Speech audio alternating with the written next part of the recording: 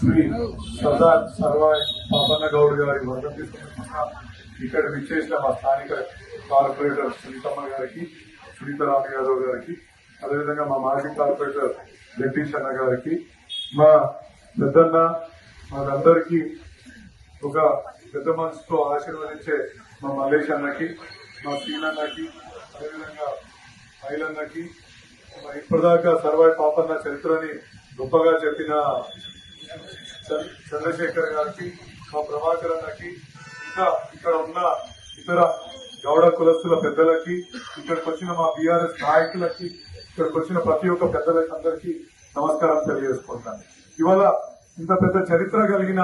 ఈ మహనీయుని అందరికీ, అంటే ఆయన జీవిత చరిత్ర ప్రతి ఒక్కరికి తెలియజేస్తే స్ఫూర్తిదాయకంగా ఉంటుందనేసి నేనైతే భావిస్తున్నాను. తప్పకుండా మీరు ఏదైతే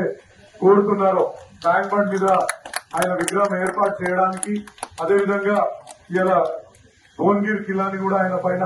నామకరణం చేసే విధంగా ఇలా అసెంబ్లీలో కూడా దీన్ని లేవనెత్తానని ఈ సందర్భంగా మీ అందరికీ తెలియజేస్తూ, ఇక్కడికి అంటే నెక్స్ట్ టైం ఈయన వర్ధంతి గాని జయంతి గాని చేసినప్పుడు ఇక్కడ చిన్నపిల్లలను కూడా తీసుకొచ్చి ఆయన జీవిత చరిత్ర చెప్పి వాళ్ళకు కూడా స్ఫూర్తిని నింపాల్సిందిగా మీ అందరి పెద్దలను కూడా ఈ సందర్భంగా కోరుతున్నాను. ఎందుకంటే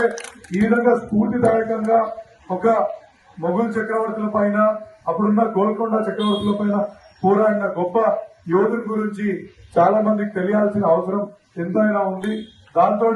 వాళ్ళలో కూడా ఒక పోరాట స్ఫూర్తిని మనం నింపగలుగుతామనేసి ఈ సందర్భంగా తెలియజేస్తూ ఈ అవకాశం ఇచ్చిన ప్రతి ఒక్కరికి ధన్యవాదాలు తెలియజేస్తున్నాను.